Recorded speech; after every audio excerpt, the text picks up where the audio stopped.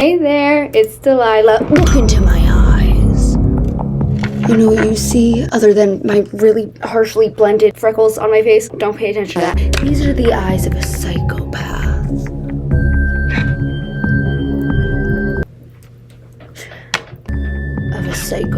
And you better subscribe to my channel. I'm hypnotizing you with my psychopath eyes right now to subscribe to my channel. Otherwise, I'm gonna do really horrible and atrocious crimes to you. And then while doing these things to you, I'm gonna thirst trap about it on TikTok. Huh? Does that sound hot? No? Okay, great. We're already on the same page before this video even starts. Because today, we are going to be talking about Jax the Ripper. You need to leave! TikToker / Instagram Reels influencer, and we're gonna be talking about furthermore the harms of romanticizing dark romance concepts such as murder, domestic violence, the whole overprotective boyfriend trope, and the stigmatization of psychopaths. That's why I did the whole psychopath eye glare thingy. Yeah, that's unfortunately not far off from his content, so stay tuned for that. We're also going to be talking about some other ways in which he's problematic, to put it very, very lightly. I thought that this was just going to be a video about some cringy, dark romance, like psychopath, whatever type of guy. But no, like, while I was researching this video, I actually came across oh my god, it gets so much worse. I saved the worst for the last, so stay tuned. Hey, before we get into that, I didn't mean what I said about subscribing. I didn't mean what I said about subscribe because I'm gonna harm you in any sort of way and then make thirst trap TikToks about it, but I did mean what I said about subscribing, so I'd really appreciate if you did that. If you like this video, you can hype this video. That's a new feature. It helps small creators. It pushes them on the algorithm. You can leave me a comment too if you have anything that you feel like talking to me about. Also, we're getting closer to 200,000, and I don't know if you guys watched I think it was my last video, yeah, where I talked about how I'm gonna buy myself this cake when I hit 200,000. I want it so bad. So please subscribe and support my gluttony. Alrighty, Jax the Ripper. You may be familiar with him if you watched my video on Book Talk. He was one of the first people that I showed as an example of a creator that caters to dark romance, and I regrettably in that video offered to do an entire deep dive video on him and his content, which many of you guys liked the idea of. I'm not sure how much you're gonna like the idea of that after watching this video. Now, one more thing before we get into this video, I do want to give a trigger warning for topics pertaining to domestic abuse, violence, stalking, murder, as well as some very gory visuals, which are all fake. Like, he's kind of known for having very detailed and realistic props, so much so that he's constantly facing speculation about his content being secretly real, which we'll get into, but like all of the stuff that I show on screen, just know that it's all just realistic props, fake blood, fake bodies, a fake decomposing body that he role plays as his girlfriend. It gets so fucking weird, you guys, okay? But just trigger warning for that type of stuff. I do also try to explain, like whenever I watch any sort of video, I like to kind of give an explanation of what we just watched together after showing it. So if you just want to simply listen to this video and not have to see that type of content, I totally understand that as well. So in my Book Talk video, I introduced the subject of today's video, Jax the Ripper, and we started off by watching this video. So as you can see, this video here, he's responding to a comment saying, just to know, do you regret killing your girlfriend? Just, out of curiosity. Harmless question. And so he's responding to this comment. Alright, so I'm actually not even sure of which instance you're talking about, but I'm assuming this is like a rumor. I just want to make this clear, just because I've had a bunch of girlfriends pass away doesn't actually mean that I did anything. But also, to be completely honest, if I were to have done something like that, asking a psychopath if they regret anything is a rhetorical question. They don't feel much regret or remorse about anything ever. But no, these rumors are not true if that's what you're referring to. Which at face value, especially if you don't know his regular content style, at face value you might see this video and be like, oh my gosh, that's horrible. Like, imagine having your partner pass away and then you're facing accusations of you playing a part in that. That's so messed up. And then you scroll down a couple TikToks on his page and you're faced with this caption: bringing her home for the first time. Yeah, for sure. Laughing through tears to keep the shadows at bay. Her fragile smile hides the weight of it all. But when he makes her laugh, that's his girlfriend. Oh my gosh, drop the skincare routine, queen. in the candlelight, her Yeah, so he's role-playing in that video himself digging up his, decomposed girlfriend and laying her on the table, spending some good old-fashioned quality time with her. We love a man who pertains to his women's love languages. So, on a real note, as you can see, like, he very much plays into this role. I mean, like, this is just a screenshot of what his page looks like at the time of filming this video. We have tucking her in at night, and it appears to be a woman covered by a blanket, like a dead person. We have him and the barrel. If you watched my book talk video, you would know that he made a TikTok with this, like, barrel. It was basically the same idea as, like, the TikTok that we just watched of, like, going to visit my girlfriend, and then he digs up a barrel, which obviously isn't a proper burial, so, like, the implication is that he unalived his girlfriend. We have a woman in a trunk. We have a woman in the trunk of his car. Like, we have him standing in front of a fire. We have taking a picture of her eye every day until the light fades. Awesome. We have, of course you can go pick out which enclosure you want. I'm not uncivilized. I mean, come on, I'm not ridiculous. So, like, yeah, he very much plays into this role. It was very hard for me to curate exactly which TikToks I wanted to show for this video because every single one of them is fucked. So I did my best to organize this video into 3 main pillars of his content. And since we've kind of already started off with this one, let's jump into the first topic, which is about the romanticization of murder and DV.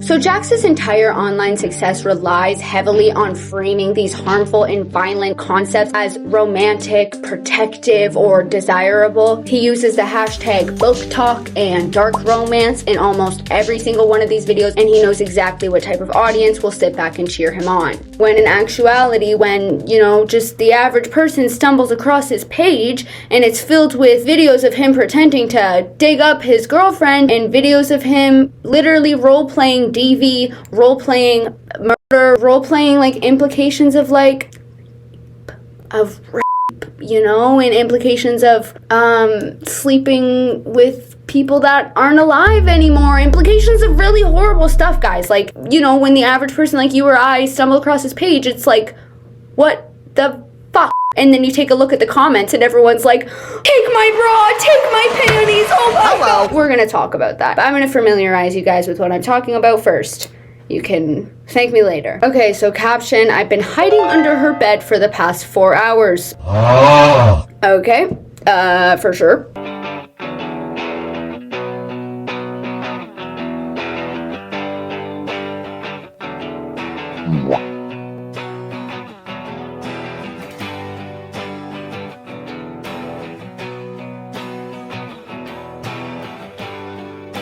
What's funny is that in this scenario, I just thought about this, but in this scenario, the TikTok audio would literally be playing out loud because he's, like, filming a TikTok. So, like, in the scenario in which this is actually a real thing, you would just, like, hear, like, oh gosh, what a long day it has been.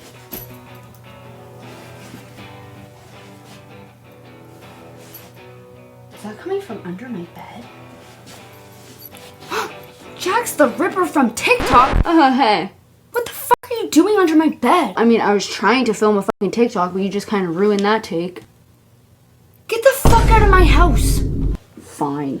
Oh yeah, that's the end of it. So, like, yeah, like pretending to be hiding under a woman's bed. And then one of the top comments is, I feel this is the kind of man I want. No, you don't.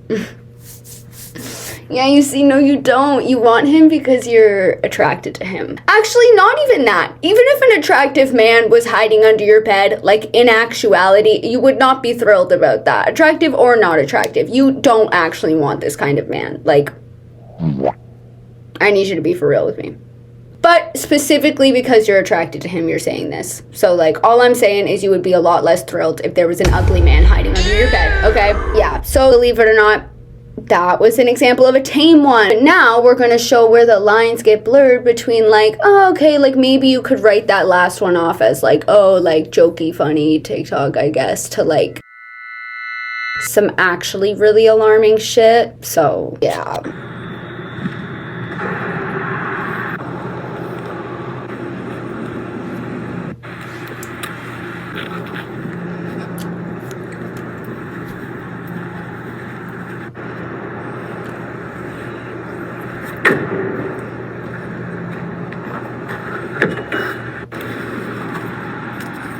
Almost got caught.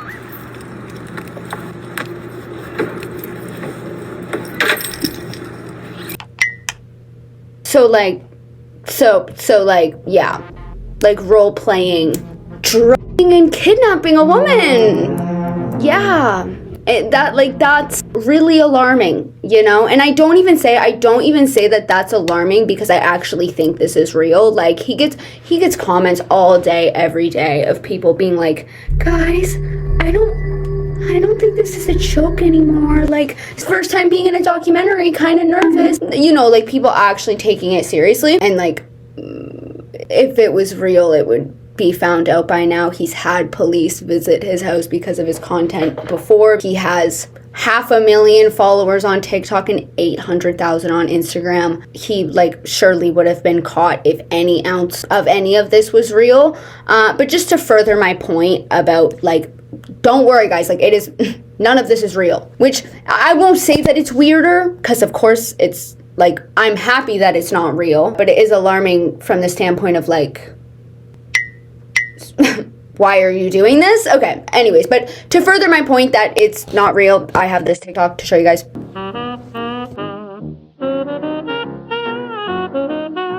Hello, I'm just here to debunk all of the misinformation behind Jax and his TikTok account. It's all fake.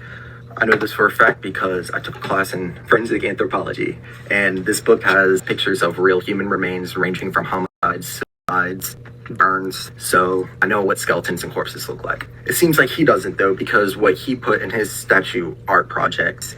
Oh yeah, about the art project thing, he basically sold some art, I guess, relating to, like, dead bodies. I don't know who's like, oh, look at this artwork of this decomposed corpse, let me put this in my dining space. Like, I don't know, but he, like, sold some art, I guess, having to do with that. There's been some talk about it being a scam. I saw this post. Has anyone bought any art from jaxtheripper and received it yet? I purchased a painting weeks ago and now he won't respond to messages on any of his platforms, hoping he's not a scammer. They got a comment saying that they got scammed. Someone said, yeah, he actually scams everyone.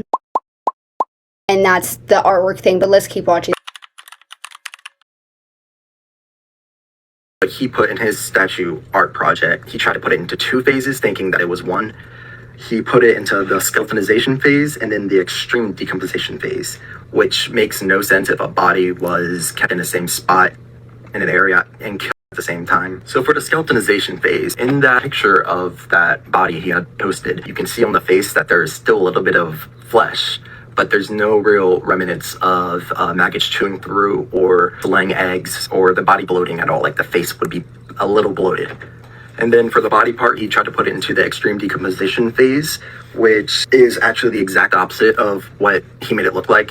When a body's completely decomposed, the bones will actually dry up even more and become kind of like a bleached type color. So yeah, they go on to basically, like, talk about his artwork, talk about how it's, like, inaccurate and how, like, some of his content and stuff is inaccurate. I've seen other people talk about if a body was kept in these conditions, it wouldn't look like this, like, it wouldn't look like the bodies that he shows in his videos. So, like, just know that these are literally all props. If my reasons weren't compelling enough, like, these are all props. Like, in one of his videos, he's literally showing a woman's leg hacked off in a grocery store. Oh, hell no, man. It's a human leg, bro. I'm almost positive. Can I get that? You're the whole thing. Yep. Back me up. Oh, sexy montage.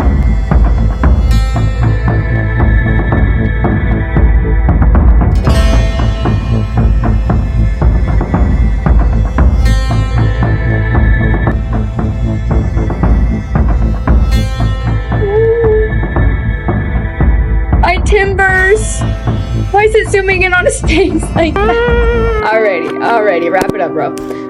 Put the leg in the bag, bro. Put the leg in the bag, bro. No, but like, you know, that's obviously fake, right? That wouldn't be a thing. He slipped the butcher like 50. He's like, can we act out this little scene? Or he just got a fake video. He seems to use a lot of like AI in his videos, so like it's fake. And like that just further goes to show that like clearly this stuff in general is fake, right? For many reasons. But you know, like I don't even necessarily blame the people who think that it's not fake or who are alarmed, because like he does encourage this entirely. Like when people start to notice that my posts are real and not just a book promotion, he's an author. We'll talk about that later.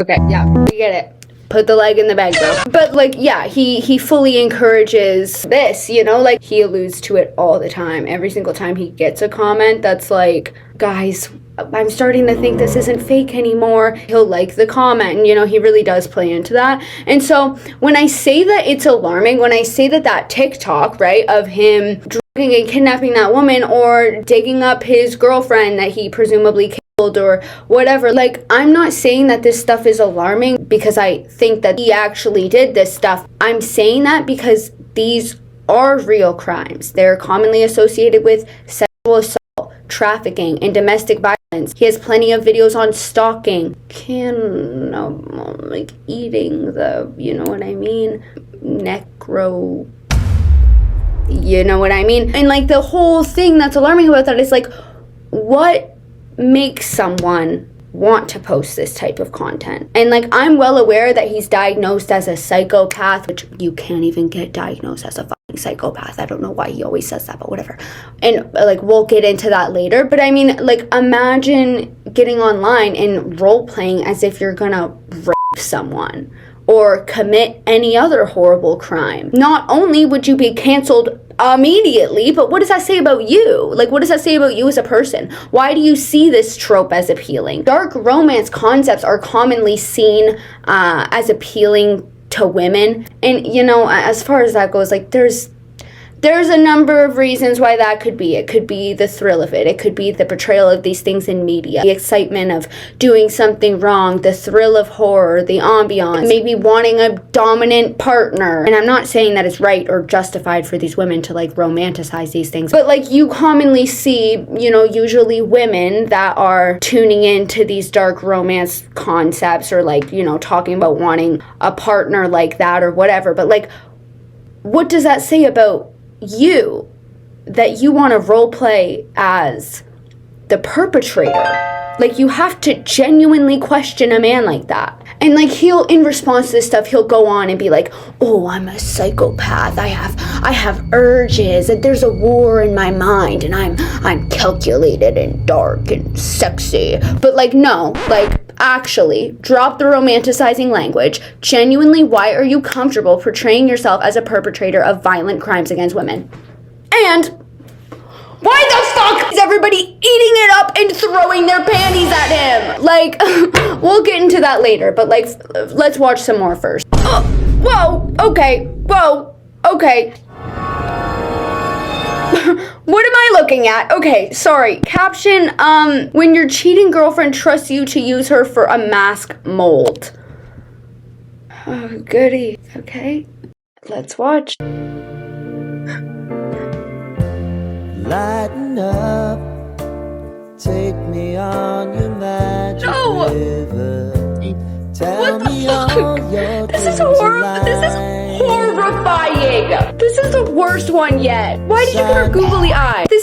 I really genuinely, that makes me like so squeamish. I'm so claustrophobic already. I remember one time I had to do one of those mask mold because I was in some like art class or whatever, and I was making a mask, and I was like genuinely hyperventilating through my little straw the whole time. Like, that is so... No, that's all of it's too far, but I specifically really don't fucking like that one. Yeah, I bet the hear me out comments aren't on that one. Like, where's the, oh, I wish my boyfriend was like this now, huh? Where are you now? Where'd you go? Come back, get your man. God, I hate that one so much. Why'd you have to do her ponytail like that too? Who the fuck did your hair? What? Also, why do you have all these props? What am I looking at the end here? That is so scary. What do you ask for? What store do you go to for this? Also, what is this goop he's putting on her? Like, when I had to make some sort of mask mold, I was never fucking, like, slimed. I didn't have a change of clothes. I don't have any other clothes. Sorry. Shout out Charlie D'Amelio. Okay, here's another video. This girl in the Applebee's window, let me just see if I can rizz her up real quick. Yeah. I love you. Oh, bet. That's mine.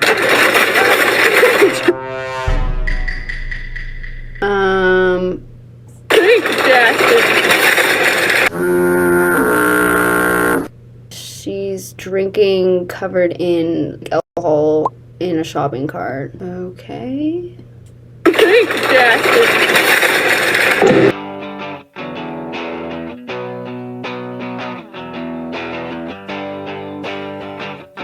The fucking barrel. Get the fucking barrel.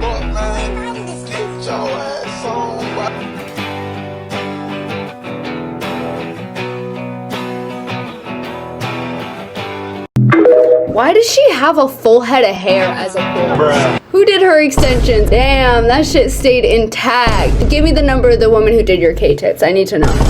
No, but like, in all seriousness, I'm gonna be really honest here. This feels really weird to me. Like, aside from the skit, aside from the fact that she probably knew him beforehand, aside from him saying, I bet she's mine. Oh, bet, that's mine. Like, she does, in fact, seem very fucking intoxicated in the second clip. Like, that's a real interaction that they had. They clearly, like, obviously were hanging out, and I don't know, like, I'm not gonna accuse her or anything, but, like, it just feels weird.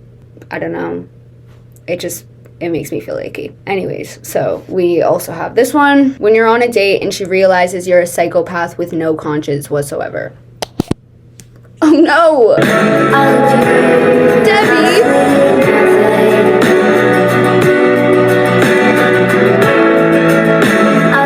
No, the barrel! He got Debbie! No! Jesse! I do not remember Hey Jessie ending like that. No, we got our girl Jessie. My childhood was just ruined. Oh, that's Gore of my comfort character. Oh. Sorry. Okay, let's watch the next video. Okay, so we're gonna get into his audience and how they enable this behavior and why it's harmful, not only due to how fucking gross and insensitive it is to like real victims of DV and any of these other romanticized themes, but like what that conveys to impressionable people on this app. So we have a couple more to play before I elaborate on this one. We have this. When she wonders why all her guy friends started disappearing.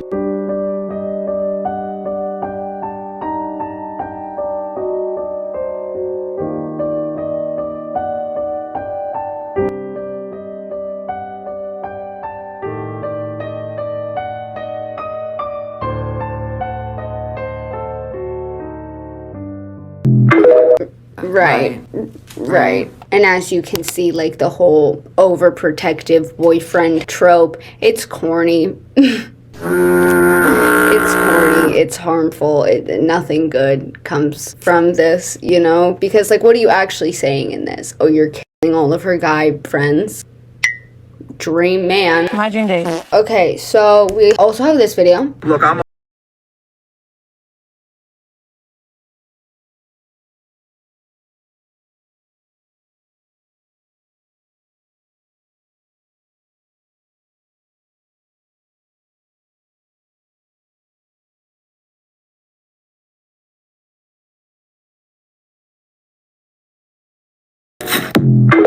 we're aware that it's fake, but this is part of the reason. This video and several others where he alludes to similar things, and I don't want to read into it, but like, let me just say, this and many other videos he has are part of the reason as why he's been criticized for catering to necro.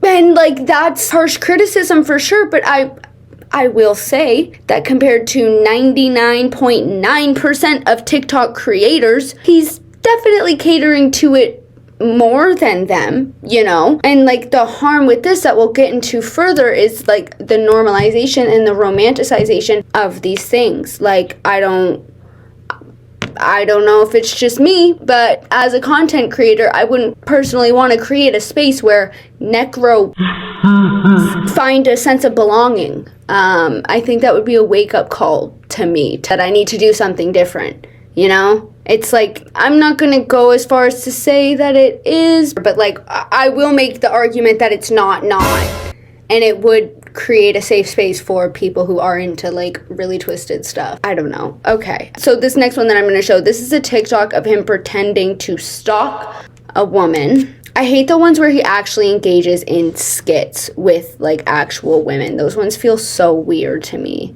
Are you following me? I'm not following you. I love what we did.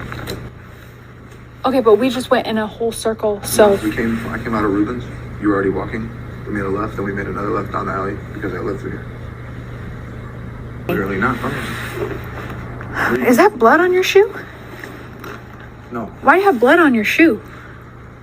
You're about to fucking find out.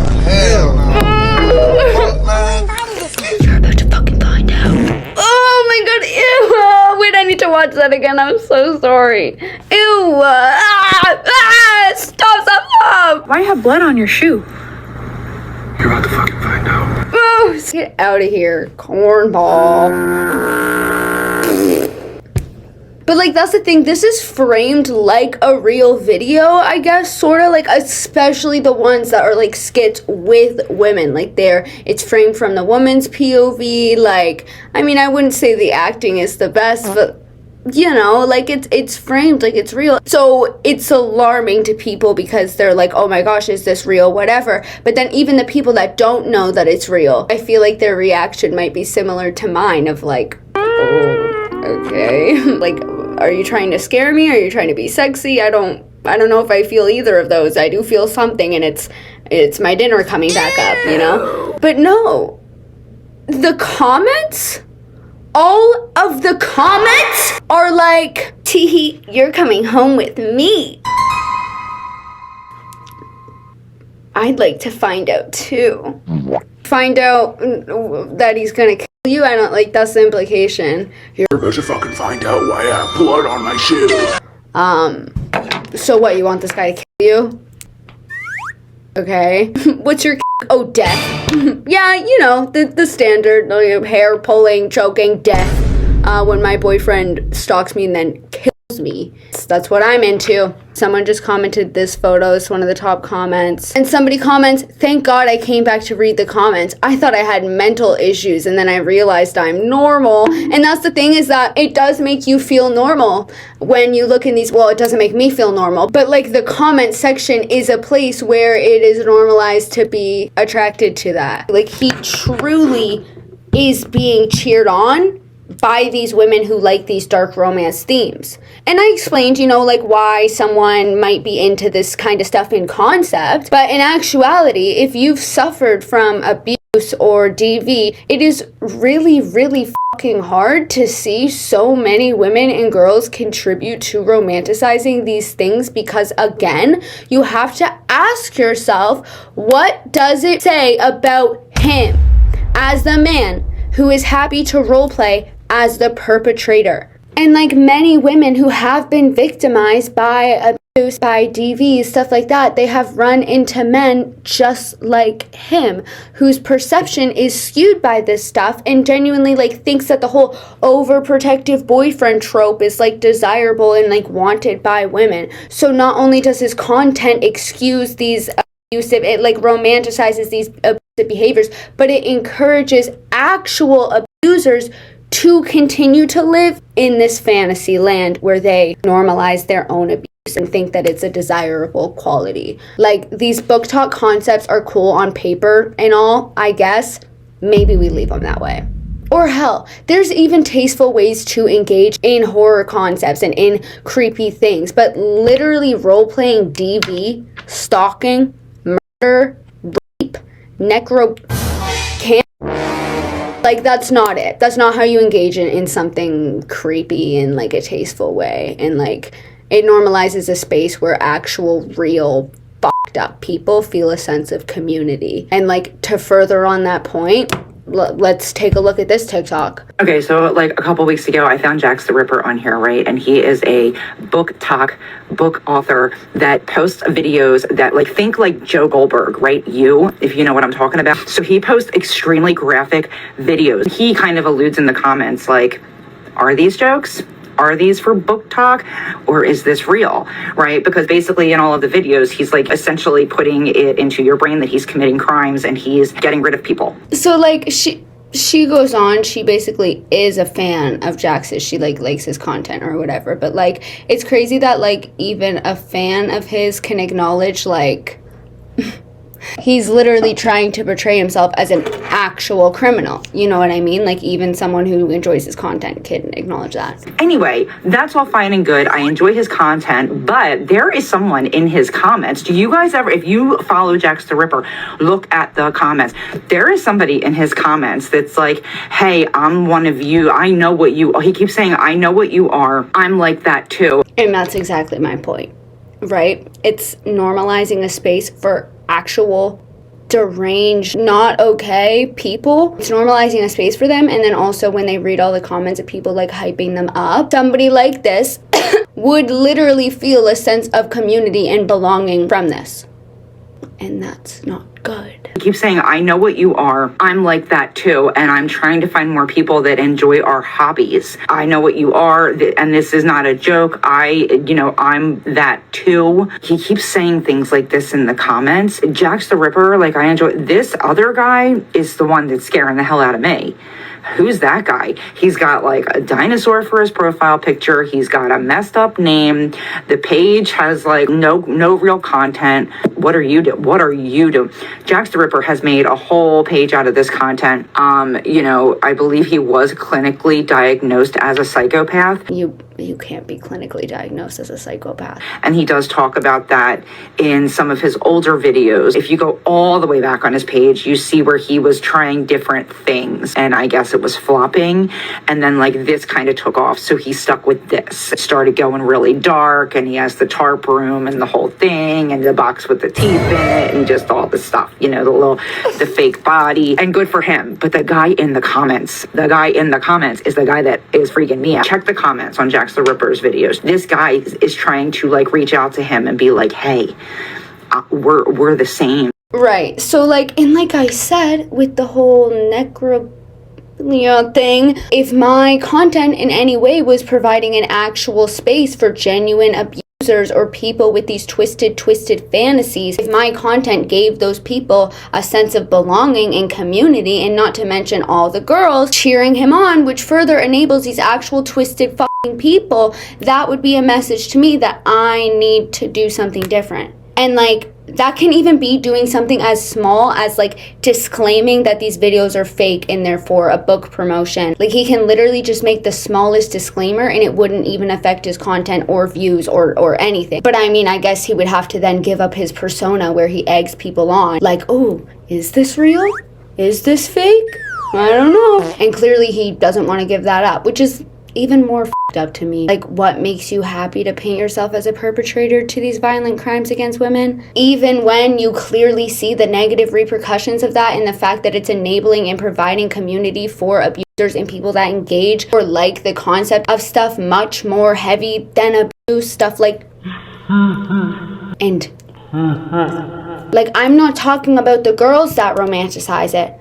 I'm talking about the perpetrators that romanticize being a perpetrator. Like, this creates a space for very misogynistic men, as it literally promotes homicide. And secondly, when this becomes a thing that you normalize and promote on apps such as TikTok, you're creating a space where young, impressionable men can see this stuff, see it being cheered on by the women in your comment section. And I elaborated this on my book talk video, so I'll try not to tangent too long, but we as humans are naturally programmed for pattern recognition. It keeps us safe. And we are also products of our environment and products of influence. And what I mean by this is that pattern recognition, you see these videos, you scroll the comments. The longer you stay, the more you're signaling to your algorithm that you want to see this. You recognize a pattern of girls cheering this on. You go about your day. Next time you see a video like this, you see the comments, you recognize a pattern of women cheering this on. Now your perception has shifted. Now you see the world through a different lens. It's that simple. It's that quick. You recognize women in your real life, a girlfriend of yours maybe. Her boyfriend's treating her poorly, yet she stays with him. Pattern recognition paired with confirmation bias sets in. You continue to see this content or just regular content, but now you're programmed with a different lens and you'll pay way more mind to the women that feed your confirmation bias than the women who don't. You've become a product of your environment being your algorithm, and you've become a product of influence because it's not your actual everyday go out and touch grass, talk to real people environment. It's an artificial environment. But since you've already been skewed by this and now you have this confirmation bias, you genuinely believe women are like this and that women like this. Like I said, a friend of yours, they stay with a cheater, etc. You pay way more mind to that than a friend of yours who might leave a cheater or might leave a toxic man, because that's how a confirmation bias is formed, and it all starts here. And that's a lot for people to recognize the pattern of. It's hard as to break from a confirmation bias, and it's hard as to acknowledge that your algorithm is programmed to feed you, and that includes things that aren't real, that includes things that are biased, that includes things that you fear, because at the end of the day, you engage with those posts, and that's all the algorithm knows. So if that's hard for just any average person to snap themselves out of, imagine how that impacts young boys on TikToks. It is breeding grounds for, at the very least, the mentality of like, women don't want a nice guy, they just want a douchebag and blah blah blah. We see it all the time. Our perception is so skewed by stuff that we're fed. Anyways, I could happily wrap my video up here, but come on now. Are you new here? We have two other huge talking point topics that I can't overlook. Starting with the stigmatization around being a psychopath and how people like him are a detriment to people with antisocial personality disorder.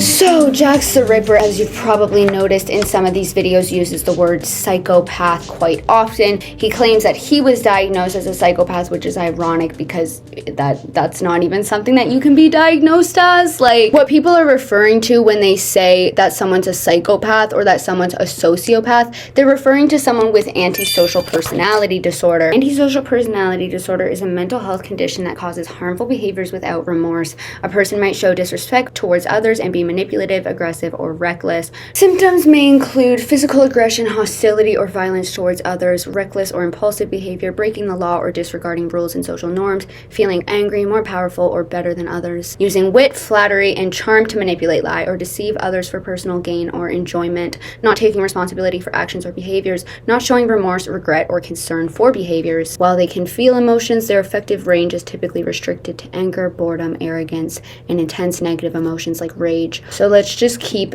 that, the actual definition for this stuff, in our brain when continuing on with what Jax goes on to say about this. Also, in regards to him saying that he's diagnosed as a psychopath, I'm just going to give him the benefit of the doubt on that one and assume that he's trying to say that he was diagnosed with ASPD. Like, I don't know, maybe he has ASPD, but he uses the term psychopath to play into this whole like dark romance. Oh, I'm a psychopath. I'm gonna kill you. Isn't that hot? I'm gonna kill you because I'm a psychopath.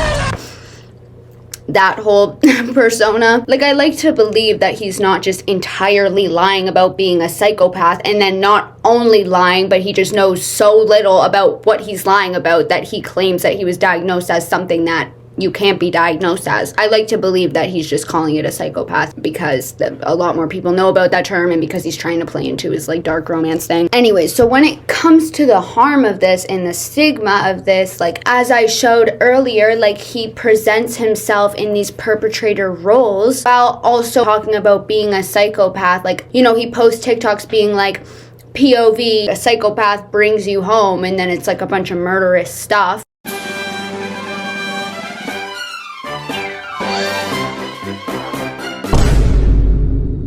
Like, that's super harmful. And then also on top of that, him literally misrepresenting the disorder by saying stuff like asking a psychopath if they feel anything is a rhetorical question, which isn't even true because we just read the definition of a psychopath and they very much can feel things. So not only does he film these videos where he's portraying himself in a very like dark, twisted, murderous way and then connecting those videos to the label psychopath, but when he does show genuine insight and when he does talk at length about him being a psychopath, he just spreads misinformation. So, like, that insight paired with these roles is extremely, extremely stigmatizing to people that actually have ASPD. I mean, like, he's literally portraying them as, like, completely heartless, deranged murderers and abusers, like a stigma that has long existed before him, but it's unfortunate to see a very large creator tie himself to a very real mental disorder like this. I mean, like, he even talked about being a psychopath in an interview he did with the Daily Star. I'll show you guys that. Oh god, guys, it's so bad. Like, just the title, it's a quote from him. It's so bad. Like, okay, oh, it's so stigmatizing. The title of this article is, I'm a psychopath with the urge to kill, but people have misconceptions about me. I'm a psychopath and I want to kill people. I have the urge to kill people, but people have misconceptions about me. Huh? Jack Noble describes himself as a psychopath and explains how he controls his urges to kill. Oh, hell no, man. If that's not so, like, literally ask anybody on the street that knows nothing about ASPD what they think a psychopath is, and that's how they would describe it. That is the number one stereotype behind psychopaths, is that they want to kill people, is that they're murderers or they're, like, horrible people, you know? So, epic. Oh my god, and then it shows this horrifying photo of him.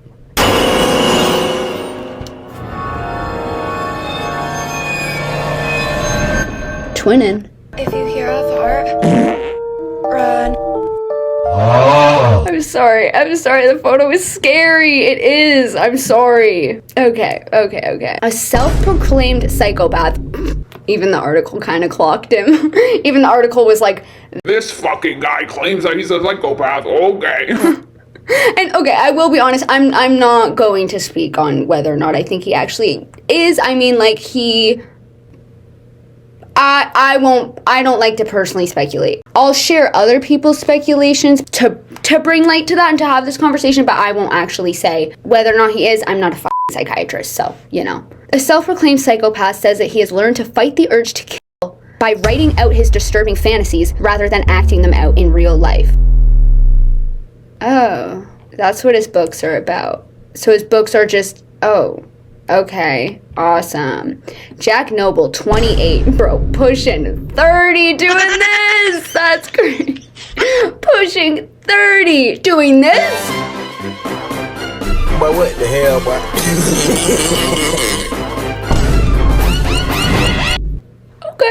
28 is an author who knew he was considerably different from others ever since he was a little boy. He now describes himself as remorseless and self-centered and goes by the sinister username jaxtheripper on social media. The writer has just published a fictional book called Jack the Ripper and spoke to the Daily Star about his violent thoughts and misconceptions about his personality disorder. Okay. What the fuck is this photo? Oh, he's wearing a mask. I thought he was vaping. Yo, let me get a hit of that. Fighting the urge to kill is like learning to ride a bike, he said. But, okay. Once you learn, it's hard to forget, but that doesn't mean you can't fall off. Writing in that... See, this is so... Okay. Let's just read. Writing in the horror genre definitely helps me, and it's a win-win. I'm able to play out scenarios and certain urges within my writing and bring them to life while my readers are left sitting in the front row seat as close as they could possibly get to what goes on the mind of a psychopath. I found it odd that every other kid I knew was so consumed in their emotions, I didn't understand it. The only thing I could relate to was trying to fit in, mainly because I was different. So this is him kind of painting himself as like emotionless again, and he does contradict this later on. Like in his most recent videos when he talks about his emotions and what he experiences, he does talk about experiencing a range of emotions. So like it's weird that sometimes he says he does and sometimes he says he doesn't. I don't like stick with one thing, you know? As for what it looks like for him as a grown man, he added, I would say I'm extremely self-centered and not able to feel remorse or guilt. And if I don't feel like the smartest person in the room, I need to figure out why. And it began with a psychological chess match with whoever I need in order to be in control. And so you even see a glimpse into the romanticizing language with that. Like that's not just like a normal and unbiased way to describe something. It's painting it as like calculated and like a chess game. It begins a psychological chess match with whoever I need to control. Like, do you know what I mean? That type of language isn't necessary to describe the types of things that you go through. It's deliberate. It's romanticization. It's making it sound like cool, I guess. Which I'm not saying that there's anything inherently wrong with having ASPD, trust me. But no mental disorder is necessarily cool. You know, Jack, who was nicknamed Jax as a kid, had scans done when he was 17 after a minor head injury, which highlighted how different his brain was than the average person. He said it was ironic that it was around the same time when he was ordered to have a psych evaluation done after pleading guilty to a series of capital felonies. He even received 3 years probation for his crime back in 2012, and he boasted, even in that situation, I seem to be able to speak my way out of it with ease, to my surprise. That's not true. Like, you didn't stand up in a court of law and like manipulate yourself and like charm your way. You still faced repercussions. So I don't like, you're not like a mastermind. Like you sure, like I'm sure that you are manipulative. I believe you, bro, but like, come on now. Come on now. Asked why he was so cuttingly honest about his dark mind, he said chatting publicly helps him promote his book while also giving readers useful information. Okay. He believes speaking out loud provides people with knowledge on what to look out for in psychopaths, how to spot and avoid them, and how to decipher if they know any in their personal lives. Okay, so this makes perfect sense, actually. He sees it as a bad thing. He sees ASPD as inherently a bad thing. And like ASPD can be bad, just like a lot of personality disorders can cause turbulence in relationships and whatever, and it can but like there's kind of no mental health disorder that should be seen as like these people, like that's, you know, like ooh. He then goes on to describe, he says that a psychopath trying to describe love is like a colorblind person trying to describe color. I don't think that's true. And then it just goes on to promote his book. But yeah, that's the article about him, which is just full of like more romanticizing language and misconceptions about his own disorder. Okay. So on top of that article, I also have plenty of videos to show you guys of him blatantly misrepresenting what a psychopath is or what someone with ASPD is like. So first we have this one. This one's so bad, guys. I almost don't want to play this one first. This one's the worst one. It's just so corny and like inaccurate. Like it's okay. So he's responding to a comment saying, OMG, you look so bad, yet so good for me. Well, I'm still broken. Off to therapy I go. Okay. Tell you if you think I look good for you, it's simply because I want you to. It's all superficial. What you're seeing is a lifelong of practice every single day, right? The faces on the mirror. So he's trying to convey that he goes to his mirror every day and looks at these faces and rehearses to himself. Hello. Like, stop. What you're seeing is a lifelong of practice every single day, right? But what you don't see until it's too late is the switch, and it happens like that. I've only actually caught it on camera once on accident because it's just a hard thing to catch on camera. But I'll show you right now. You see the way I look right now? Watch this. What am I looking at? His pupils look dilated? Like, what am I looking at? Looks like a little alien. Is that the switch that your pupils got big? I think he just saw that clip of himself, because like we've all had moments like that where like, you know, you take a video of yourself or a photo of yourself and you like don't look how you usually do. I think he just saw that video of himself and he was like, this looks sick. I need to make this into a TikTok. Hold up, let me print 300 photos of different people's emotions and tape it to my mirror. What you're seeing is a lifelong of practice every single day. Multiple things that trigger this, but what you're seeing there is the mask completely off, and that's when the pupils dilate almost all the way, making the eyes look completely black. So if you think that's something you want, you either don't know all the way about it, or you do need therapy, which is fine. I'm just saying that I can rest assure you that that is not a look that you want to be on the other end of. It's just not. When I'm angry, when I get angry, my eyes go black and you don't want to be. Oh my gosh, and that's not real. Like, that's not like, let me look up right now. Do people with ASPD get dilated pupils when angry? A reduced pupil response was noted when they were shown negative images. Oh, but that also could be linked to like them potentially not. They were just shown negative images, so like that could be an empathy thing. It's just saying that people with psychopathy make less eye contact. Relatable, because I'm autistic. Basically what I'm reading is that people with ASPD experience, if any change at all, reduced dilation. But that seems to be linked to a reduced range of emotions. Like in this study, right, they showed them photos that would be upsetting, and so that like reduced range of emotion could very well be attributed to them just not feeling as much from those images than the participants who didn't have ASPD, if that makes sense, right? Like their pupils aren't doing as much because they're not feeling as much. So the conclusion kind of is that, if anything, their pupils would be less dilated. So whatever you're talking about is absolutely not accurate. Like the fact that you looked like an anime character with like huge pupils. Go to the optometrist. That was not related to you switching and like, get out of here.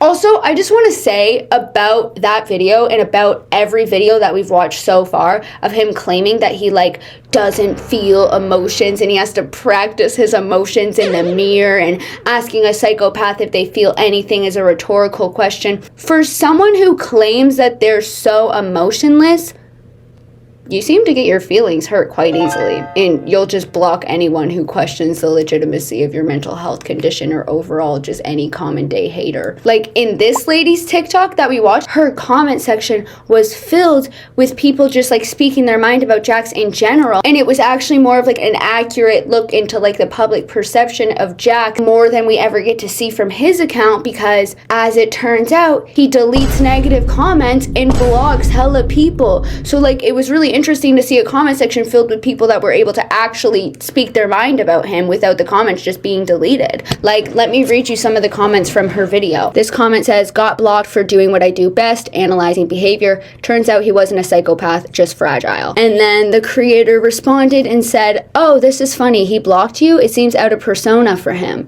And then they responded and said, "He blocked me because what he's showing online isn't genuine. Real psychopaths don't get bothered by anything." That's not necessarily true, I don't think, but whatever.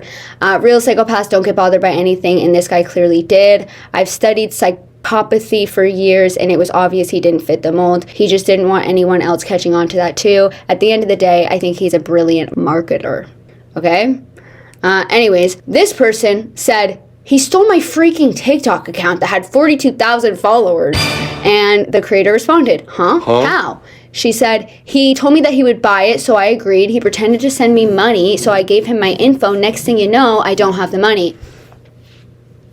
listen, I'm not going to say whether or not these things are true or not, but these are just things that, like, we don't get to see on his TikTok or in his TikTok comment section because he just blocks all these people or deletes the comments. Like, this person said he blocked me too, then he unblocked me, then he blocked me again. He didn't like me pointing out his flawed psychopathy shtick. This person said literally everyone who orders or pre-ordered his books never got anything.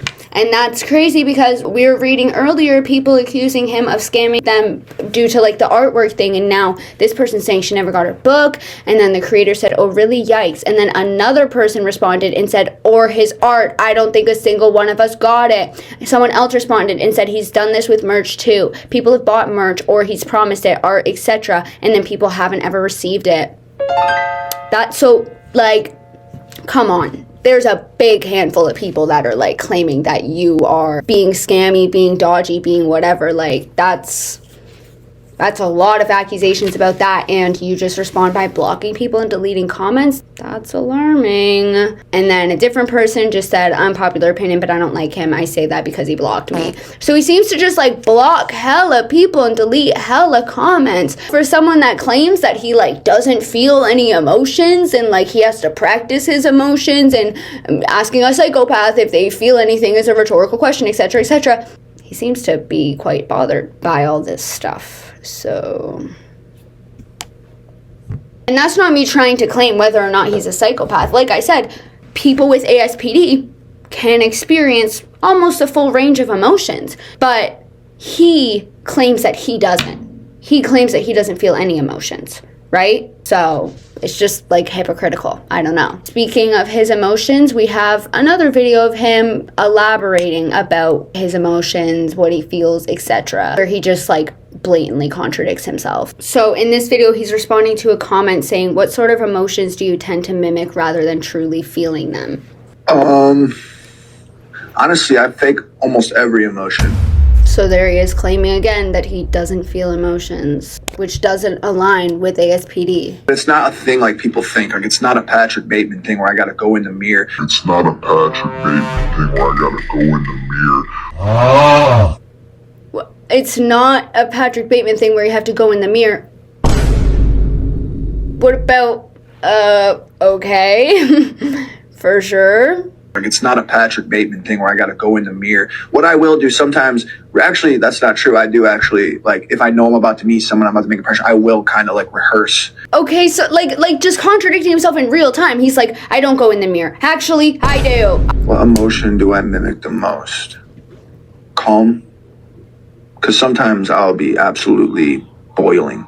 But unlike a low IQ psychopath, I know that civility is rule number one. But yeah, probably calmness, because everyone always says, oh, you're so calm. But sometimes I have like very strong disdain towards something, but I won't show it because it doesn't do me anything to show it. Okay, so you do experience emotions then. You're talking about experiencing really, like, sometimes you'll be boiling, like boiling angry.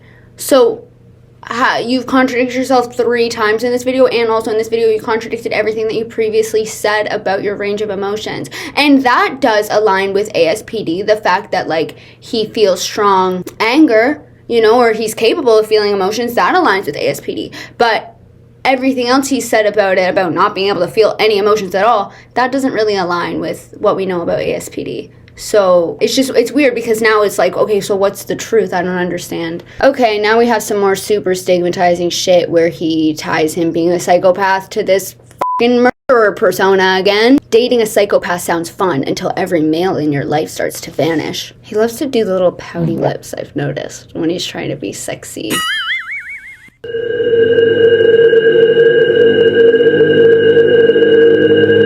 Oh, it's the fucking barrel. Oh my god. The barrel makes another appearance. Whoa. I am intimidated. Yeah, so just like, again, like, tying psychopathy to killing people. Like, we saw it in the article, we saw it in everything. Half the time when you talk about being a psychopath, you talk about wanting to murder people. That's really stigmatizing. And like, the caption of that, dating a psychopath is fun until every male in your life goes missing, you know? But dating a psychopath is fun until that psychopath kills everyone in your life. And like, obviously this is an issue. I mean, like, imagine if I came onto TikTok and just completely fed into negative stereotypes about autism. Like,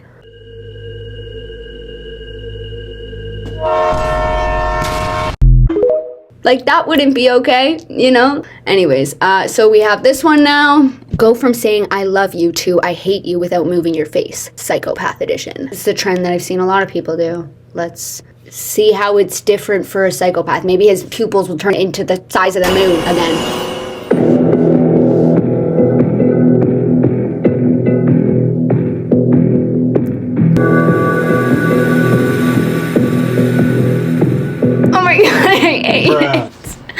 I'm watching that again.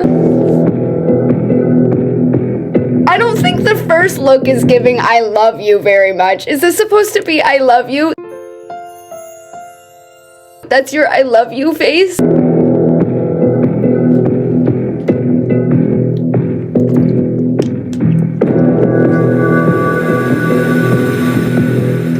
Oh my god. Oh, that's a hard one. Also, he just participated in that trend like everybody else has been participating in that trend. Like, there wasn't inherently anything different about his video as opposed to many other videos I've seen. Like, he just likes to throw the word psychopath into stuff because he finds it cool. Anyways, this one, we have him giving men advice on how to manipulate women. Awesome. Caption, psychopath gives 3 dark psychology tips to seduce almost any woman. These are his tips to seduce any woman. Also, what's dark psychology? Just manipulation? Bruh. Like, you're using an edgy word to make the term manipulation more digestible and more, like, cool. Let's watch. Let's see. Me as a woman. I'll be so unbiased as to if this would work on me. All right, men, I'm gonna need you to please pay the attention. These are 3 dark psychology tactics to seduce almost any woman. Number 1, and this is crucial, give her space. Yeah. Like, when you first start talking to someone, if they're, like, constantly breathing down your neck, it can be a lot. It can be a lot. That's not necessarily dark psychology. That's, like, so standard. But, yeah, okay. Give her space. Regardless of what they say, because I doubt they even know this, women fall in love through imagination more than reality. Okay, that's like, why'd you have to do that? Regardless of what she says, because I doubt she even knows herself, but I'm telling you about what women like. And also, I will say, if someone gives me too much space, I'm just gonna off. I like a bit of space. Sometimes I like to have some independence, right? But like, if I genuinely feel as if they're like disinterested, I'm literally never going to talk to them again because that's so embarrassing. Like, you know, I don't want to be like pursuing someone that like doesn't like me. The second I get an ounce of like, oh, they're not interested in me, I ghost. Like, you know, so like that wouldn't really be effective for seducing me. I know you want to be around her every second, but the more you make her think of you when you're not around, the more hooked she will be. Number 2, create desire. Never let her think that she has you entirely. Don't cheat and give her a reason to win a argument, but you can be subtly flirty. You can act oblivious to her tantrums. To her tantrums is crazy. The advice I think he's giving is to be subtly flirty with other women. To create desire. No, I don't like that at all. And also, we're not fucking stupid. We know what someone's doing. You know what I mean? When they're like trying to like make you jealous, like we can see through it. A lot of us can. You can act oblivious to her tantrums. I've said this before, you have to treat her nervous system like it's a fucking casino. Okay, why are you gamifying women's emotions? It's not about how much love you give, it's about when you give it and how random and unpredictable it is. Desire is created when somebody feels they cannot have you. So the advice that he's giving is to just like breadcrumb love and affection. All right. And again, with treating her nervous system like an emotional casino, you make her fear losing you. And girls will say that's toxic, but don't listen to that. Because you don't love anybody that you don't fear losing. That doesn't even make sense. What? You're not making sense. You're not making sense. You don't love anybody that you don't fear losing. yeah, when you love someone, you fear losing them, but you're saying you need to manipulate them into them fearing losing you by flirting with other women and making them feel as if they don't like have you or that they could just easily lose you. So therefore you're forcing her to fear losing you, but there's not already an established relationship there. She doesn't have that emotional connection to you yet, and you trying to make her fear losing you by flirting with other women, etc., could literally be the thing that makes you lose her. Number 3 is the roller coaster effect, and it's exactly what it sounds like. You alternate pain with pleasure.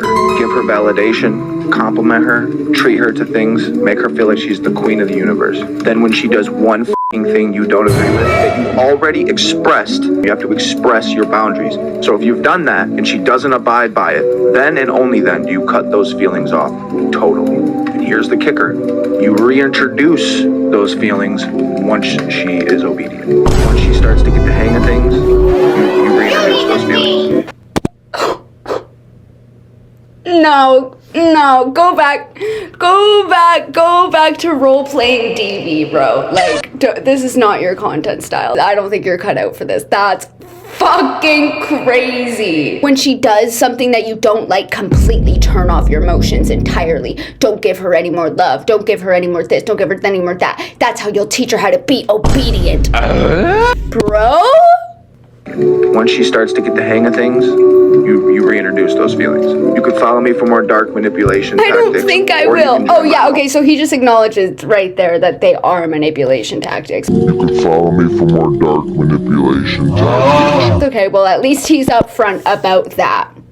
Anyways, yeah, like I said, he has posted a decent amount of these like dating advice thingies, but it really doesn't seem to go over well with his audience though, because his audience is like 90% women. So, and everyone in the comments is like, well, I will say that like there's not many comments on these videos. I think it's because he deletes them. But from some comments that I've seen slip through the cracks, they're like, yeah, you lost me at obedience. That's crazy. Like that, what the is wrong with you? You know what I mean? So don't think he's gonna stick with that content too long. Oh, but also since we're back like talking about love and women and how he treats women, what he thinks of women, what he thinks that women want, while we're on that topic, I will also show you guys this one that I regrettably found while researching. And this explains a lot of his behavior, that like this is what he thinks women want. And it's crazy because he does claim time and time again that he's like extremely high IQ'd, but like he can't comprehend the fact that like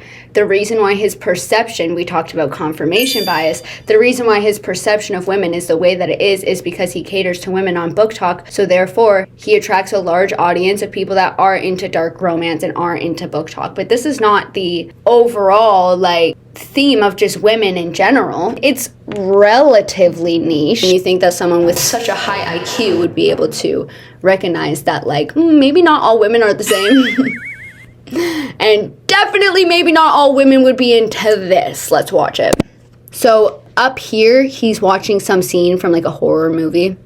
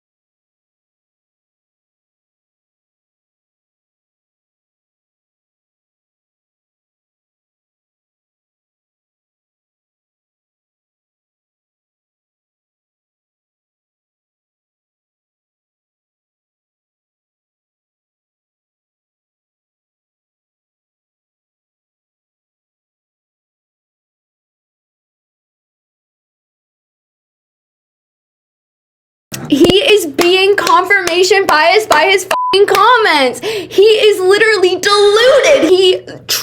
His perception of women has been formed based on the, like, yes men, well, yes women, in his comments that are calling him hot. These women think that because you cater to them and also because you block the people that aren't into it.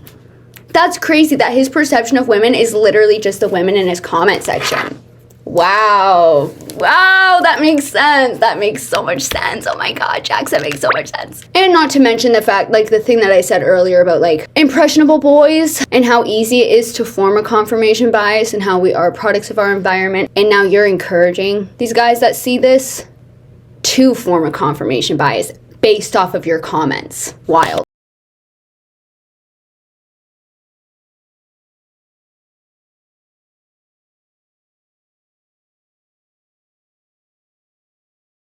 No, maybe if a girl explicitly tells you no, maybe that means no.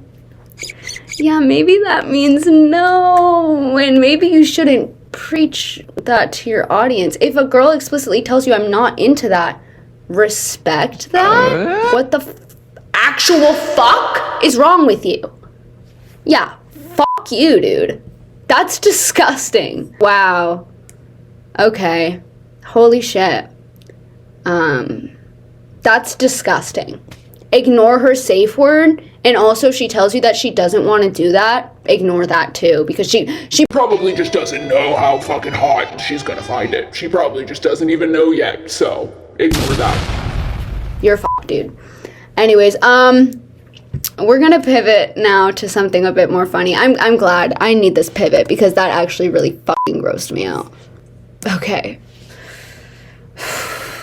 I just added this one to the doc because I wanted an excuse to watch this video with you guys. This is his psychopath poetry. Huh? I haven't watched this one fully yet, but I saw it when I was researching and I was like, oh, I'm throwing that in there. I don't care. I'm throwing this in the video somewhere. We have to watch this together. It's so bad. Oh, I'm still angry about that video though. That was so gross. Ugh, I'm gonna take a break and pee. Maybe. Yeah, I'm gonna do that and then I'll be back and we can watch this video because like I need a moment after watching that last video. That was so gross. A few moments later. Okay, I'm back. Here is his psychopath poetry. Hello, my name is Jax. Right off the bat, dude, that is not your voice. We've heard you talk a million times. Hello, my name's Jax. I always sound like this. What are you talking about? Okay.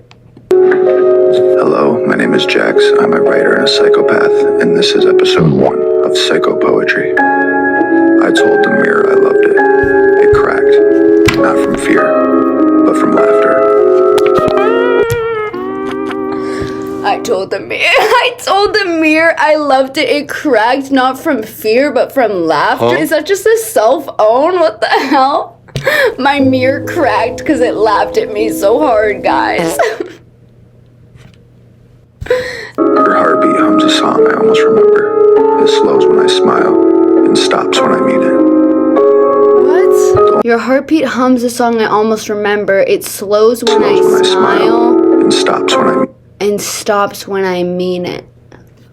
What does that mean? Your heartbeat slows when I smile, and it stops when I mean it. It stops when I mean the smile, because he doesn't smile. Okay. She told me something I could never forget. If only I could remember. No. Bro, this reminds me of like Gabby Hanna's poetry. What's that one Gabby Hanna poetry thing? Relative. Time is relative. Beauty is relative. Family is relatives. She told me something I would never forget. I forgot. Ew. Sorry, I referenced a really dead meme, but like, that's what that is essentially. Oh my god, that's so bad. Oh, that's the end of it. Okay. Sorry to pivot, guys. I wanted an excuse to watch that one. Okay, back on track. Actually, not back on track. Back on track. Back on track in a moment. I need to show you guys this one first. Just because I had to watch this, so I need you guys to watch this one too, okay? Because I don't want to be the only one who has seen this. Like, you guys have to watch this one with me, okay? I'm so sorry, but you do. Ew, here it is. Ew, here it is. Ew, here it is. Ew, ew, ew, here it is. Okay. Guys. I'm so sorry for what I'm about to subject y'all to. Okay, are you ready? I just want you to watch the first 3 seconds, okay? Alright, so I just did all my... Why did he do that? Ew! I hate when people do that. No, that's not sexy. Stop. Like, you're in your house. You just spit at the camera and it probably went onto the carpeted floor behind the camera. That's disgusting. It's like, whether or not, sure, if you're into like being spat at, like whatever, cool. But like that, you can't tell me that was sexy. I'm making you guys watch it. Bruh. Ew, it's so gross. It's so disgusting. Ew. Okay, I'm sorry. We'll get back on track right now. Promise. I needed a little, like, cool down after that video that pissed me off. Back on track to the whole psychopath stuff. Okay, now we have a TikTok of him addressing the hate that he gets, addressing some of the criticisms that I have, and trying to, like, debunk it. I don't know. Hello. Oops, wrong one. Why does the mirror laugh when I look at it? Bruh. It cracks and laughs when I look at it. Okay, we're good. All right, I want to address all the random I wish it was still 2020 ass hate that I'm getting because I think it'd be funny. Because I think it'd be funny. That's always the funniest response to people, like, addressing hate, or like people when they're mad being like, I'm not talking about it because I'm mad. I just think it's funny. No, it's just funny. Be for real. All right, first of all, the thing I hear the most, you're glorifying psychopathy and hurting women. I say that. Shut the fuck up, bitch. Shut the hell up, bitch. Sorry. Shut the hell up, bitch. Go kill yourself. Go sit in traffic and let a car run over you. You're ugly. You're disgusting. You're an alcoholic. If you know that audio, you're a real one. Leave me a comment down below if you know that audio. Shut the fuck up, bitch. I'm literally a fucking horror author. Okay, that doesn't mean anything. There's plenty of horror authors that aren't like... When my girlfriend is my girlfriend, I'll kill her. Like, you know what I mean? Like, that doesn't excuse anything. What are you talking about? Like, what about the guy who played Scream? They are acting.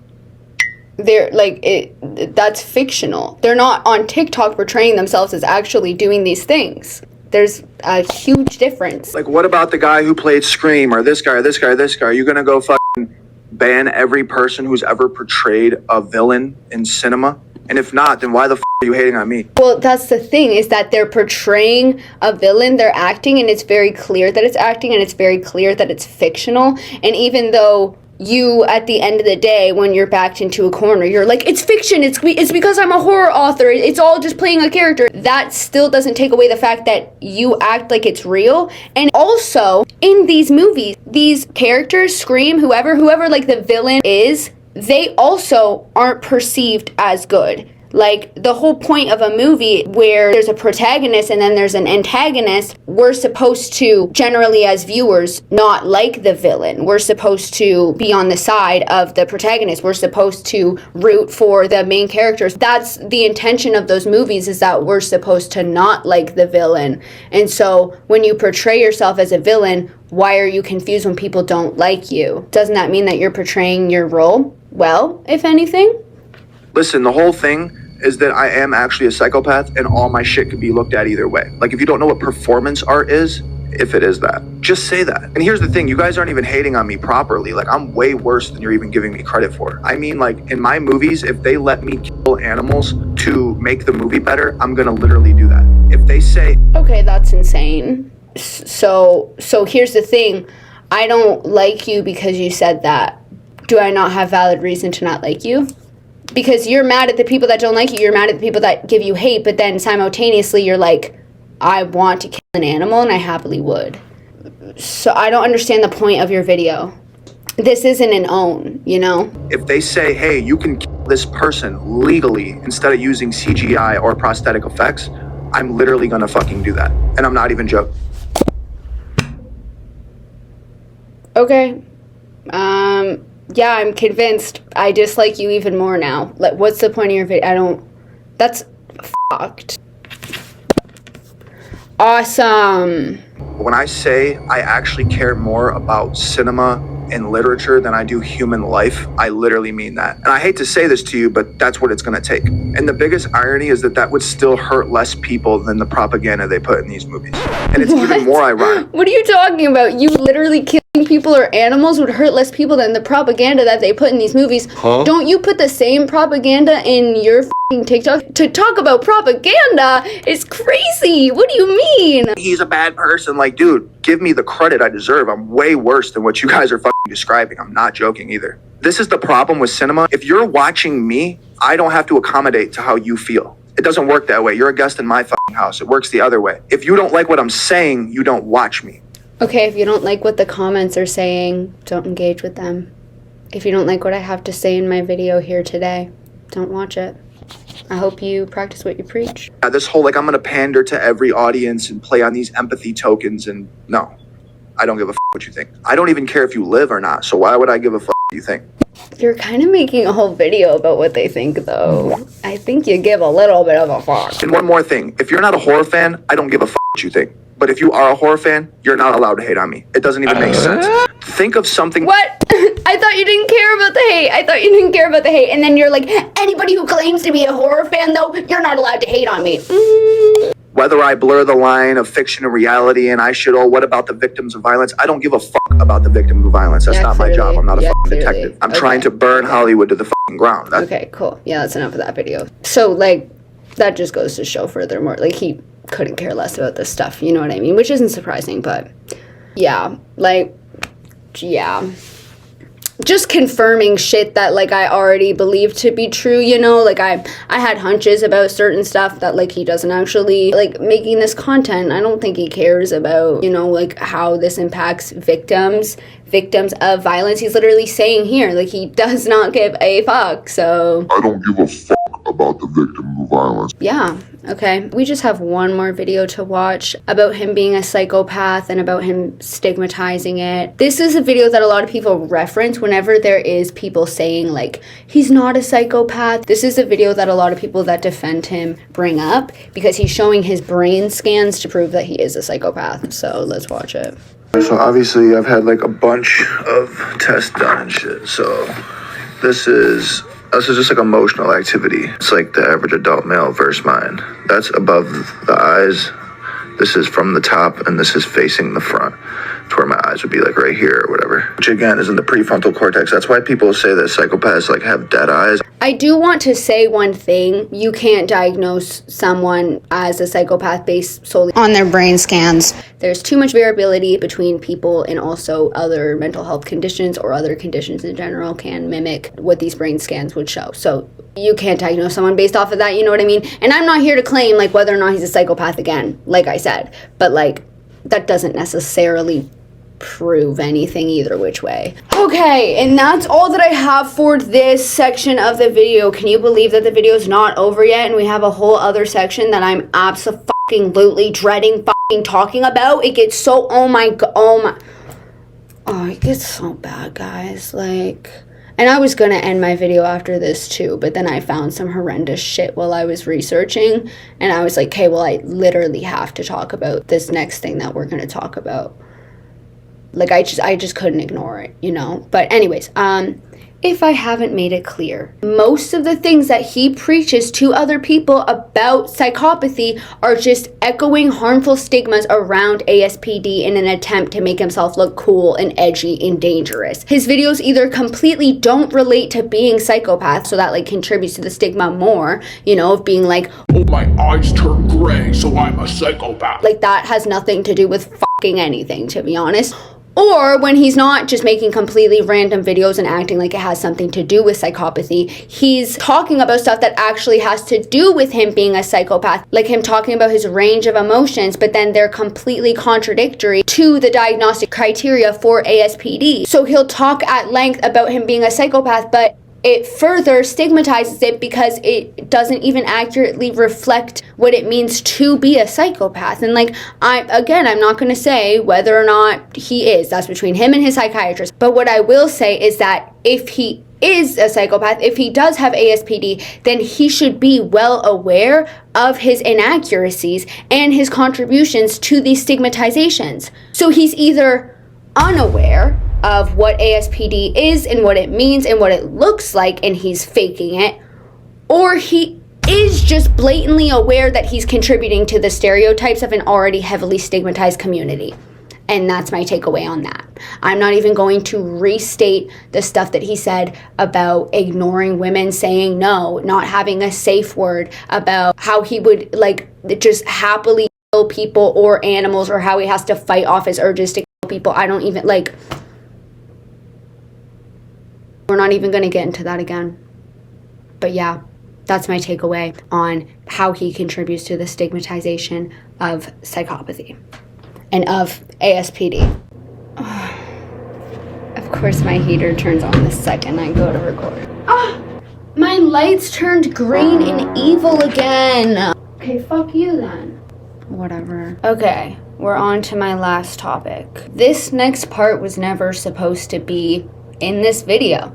I thought this video was literally just gonna be, we'd watch some cringy TikToks, we'd laugh about it a little bit, cringe at it a little bit, you know, have some serious undertones, just like most of my videos, but I thought that that was like the furthest it was really going. But I saw a video while researching, and then I looked a little deeper, and then I saw tweets, and then I saw even more videos. Some of the information I didn't even find out until today, and I was like, hey, well, I have to put this in my video. This next part of the video is going to be about Jax's support for Trump, for ICE, and his blatant racism and anti-Semitism.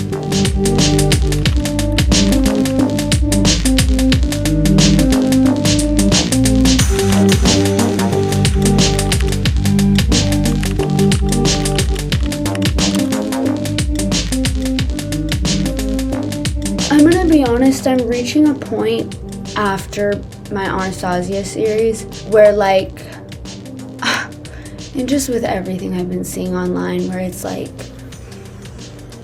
I feel like I just can't take this. Like, don't get me wrong, I am glad to have an opportunity to use my platform to talk about this stuff and to talk about the ways in which we can contribute as much change as we can. That's the kind of stuff that I want to uplift. But like, what drains me a lot and what I really struggle to talk about without, I don't know, like getting emotional, I guess, or like letting it really, really affect me, is giving attention to really disgusting, inhumane opinions and blatant misinformation. It makes me really upset. Like, I don't even want to show his videos. Like, they're so fucking gross. I think how I'm gonna handle this is I'm gonna show some of the videos. I'm not gonna show all of it. There's so much. And I'm gonna try to spin it in a way that we can have an actual productive conversation about it, rather than putting all my energy into just like fighting with this guy. I probably still am going to engage in arguing with him because I don't know how to not, you know, like after. But yeah, I'm going to try to not give too much attention to his actual videos, but I'm showing these videos to show what kind of a person he is, and then we'll have a conversation, our own conversation that he's not invited to. Firstly, he's a Trump supporter. He outright has stated that he is a Trump supporter. All right, Donald Trump has to be the most textbook example of a psychopath of any celebrity I can think of. He's gonna go on to say something, but just first of all, just because you have ASPD doesn't give you the right to just diagnose someone. I mean, like, yeah, I'm sure I'm sure Trump has something, you know, but like just my take with anything like that, like you're not a professional to any degree. And he's made a decent amount of videos like this about like political figures and like trying to crack the code on like their mental illnesses. And it's like, you can't even spread proper information about your own mental illness. So I don't know like why you think that it would be suit for this kind of content, but regardless, I don't know, it's weird because he calls him a psychopath, but as opposed to his past videos where he's talking about being a psychopath like it's a bad thing, he says it like it's a good thing here. Like if you think about it, we elected a fucking psychopath as the president, which I don't think that's the worst thing. I think it's kind of effective, honestly. People could disagree, but psychopaths get shit done. Yeah. Like, he's mega. He's a Trump supporter. And before I go any further, I was totally down for Trump, even knowing he was a psychopath. I didn't really care too much. Again, I think it's obviously very effective. No one can deny that. I will. I'll deny that. Like, what do you, like, yeah.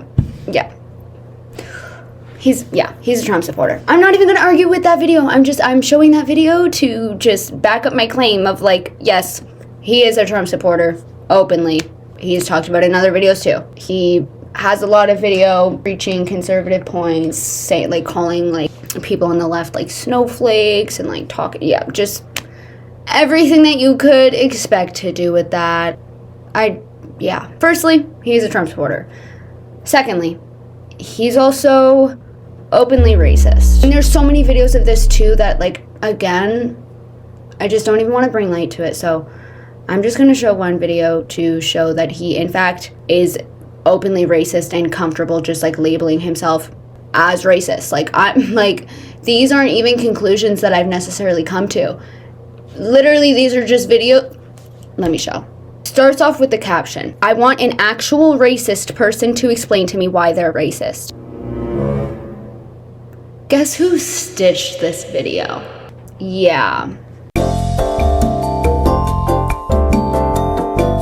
Fuck it, I'll do it.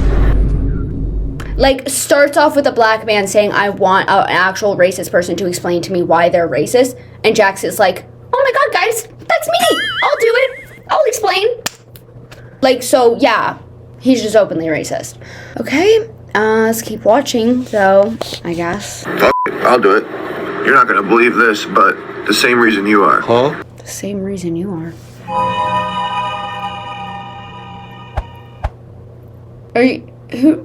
Who are you talking to? Are you talking to the guy? The black man in the video that's like you're stitching this man's video of him being like, "I want a racist to explain to me why they're racist," and you're like, "You're racist." What do you mean the same reason that you are? The same exact reason that if you hit the lottery right now and you had all cash on you, you would move as far away from the hood as possible. I don't know what that has to do with racism. Yeah, most people would try to get away from systemic barriers if they had access to money. Black people didn't create the hood, you know? There's a reason why more marginalized communities are in the hood. What does that have to do with, like, what, like, so he's raised, because, you don't make sense. You don't make sense. You would move as far away from the hood as possible. If you seen a black person, you wouldn't even risk it. Be honest. Wouldn't even risk it. Risk what? What do you mean by that? Are you saying that you don't think that he would talk to other black people if he had money? That doesn't make any f***ing sense. If you saw a black person, you wouldn't even risk it. Jax, I think you're just saying more about your mentality than anything else. Now, don't get me wrong, there's a lot of white people you wouldn't risk it with either. But with white people, they probably organized the lottery and skimmed a bunch off the top and then wandered it back around. But no, racism is really a Jewish invented word. I don't think anyone hates anyone for the color of their skin. That's not really what we're talking about. And, well, I mean, racism and colorism go hand in hand, but okay. Crazy when you think about it that we've had to explain ourselves so many times that what we hate is ignorance. What we hate is ignorance. That's really ironic. That's really ironic. Also, just associating black people with ignorance. Being like, "Oh, I'm not racist." What does he say? No, he is saying he's racist, though. Okay, he's saying, "I'm racist because you're racist, and you're racist because if you had money, you would get as far away from the hood as possible, and you wouldn't risk it if you saw a black person. But also, I'm not talking about the color of people's skin. The Jews invented racism, and it's not about the color of their skin. It's because you're ignorant, because black people are ignorant. That's why I'm racist, I think are the talking points so far. Like, do you see why I don't even want to give attention to this shit? Because what we hate is ignorance and lack of courtesy and lack of decorum and lack of respect and lack of boundaries.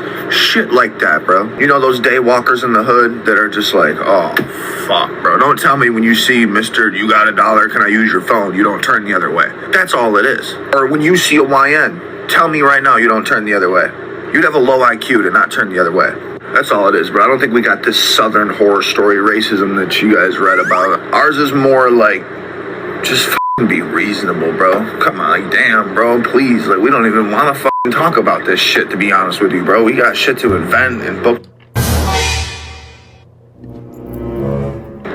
Come on, like, damn, bro, please. Like, we don't even want to f***ing talk about this shit, to be honest with you, bro. We got shit to invent and books to write. And nobody asked you to talk about it, Jax. But yeah, like, go ahead, go invent some stuff. We have shit to invent is crazy. We don't even want to fucking talk about this, bro. I have shit to invent, bro. Please, God. Don't talk about it. Go invent some shit, Jax.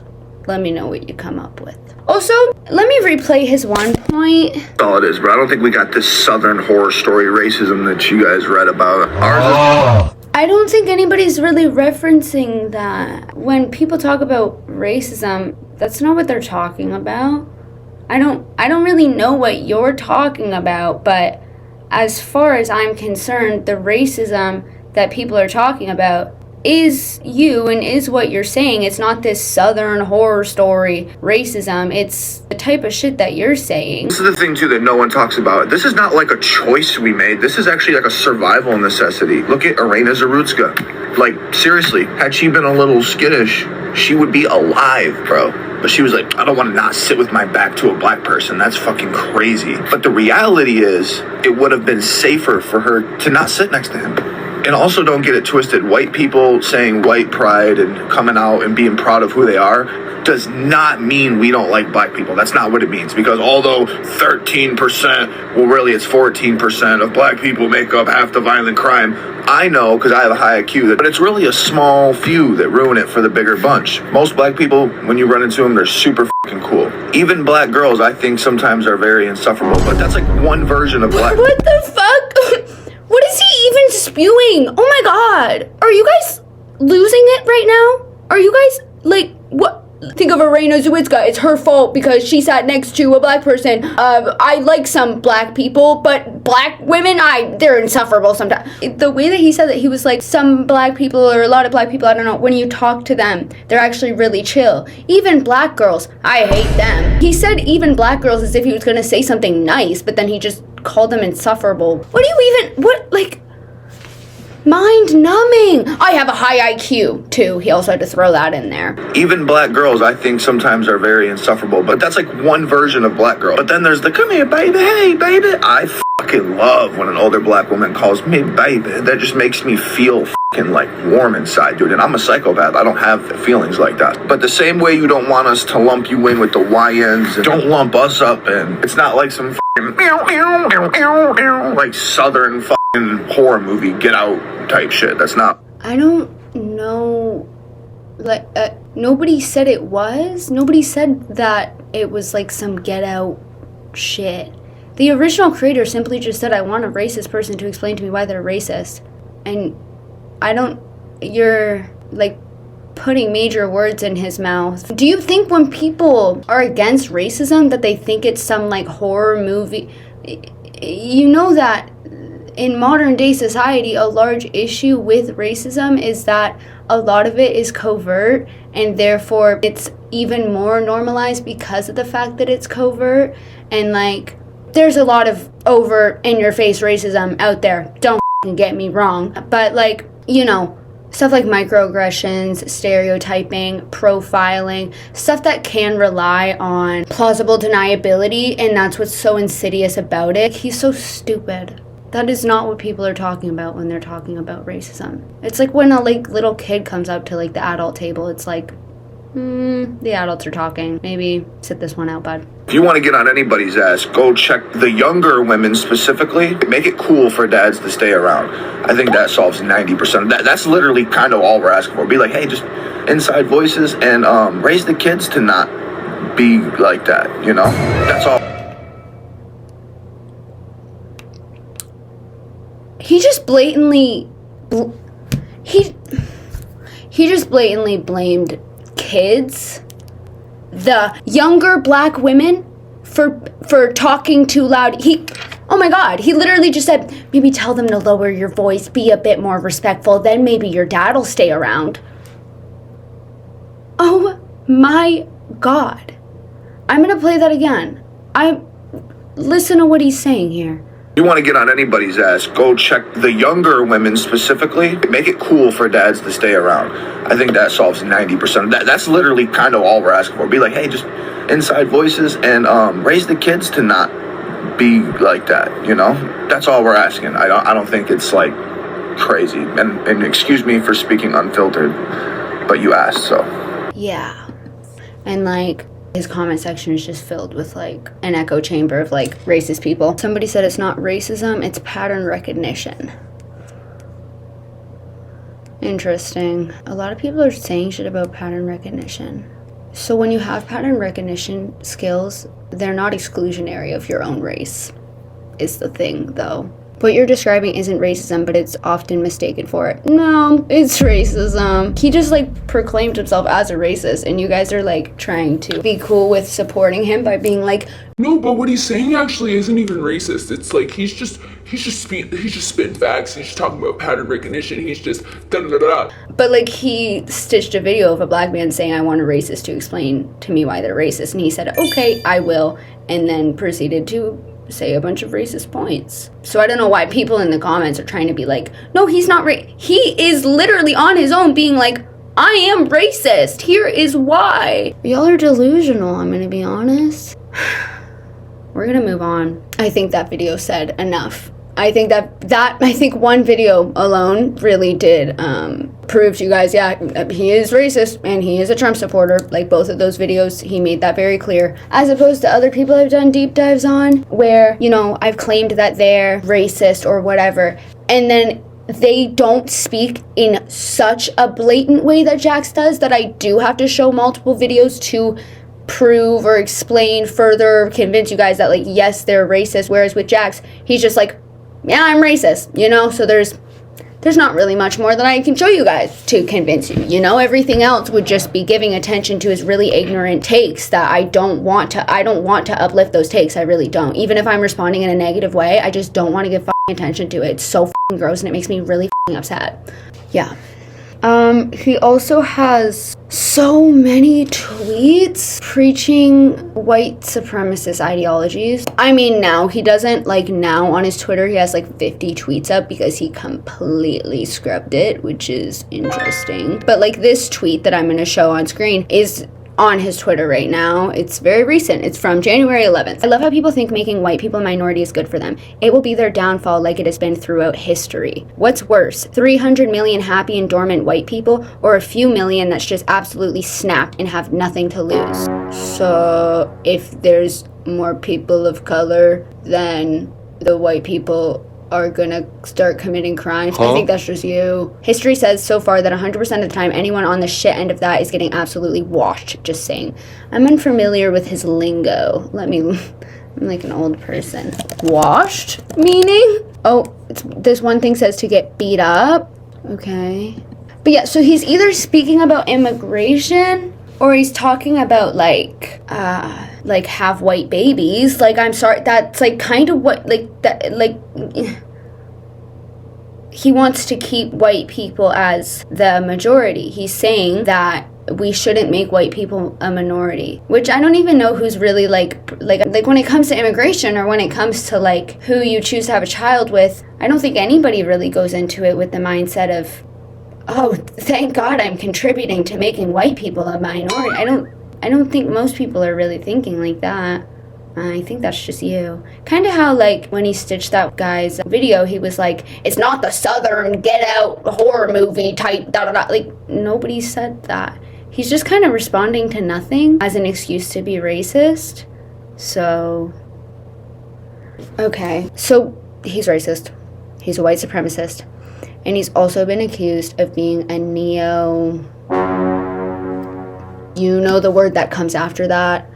I am going to have to, and I'm sorry. A lot of people are reasonably tired of like TikTok censorship language. I think there's a couple times in this video where I said the words unalive. I try to avoid that as much as I can. But a thing with YouTube is that if you say certain words too much, because I've been able to get away with saying the word kill with just censoring it. But if you say that, even with a censor, if you say it too much, your video will get demonetized. As far as demonetization goes, the main issue with demonetization, with limited monetization, and with age restricted is that all of those things heavily suppress your video in the algorithm. It sucks because like I don't want this to get suppressed, and that involves me having to kind of say some stupid fucking words that I hate saying, you know?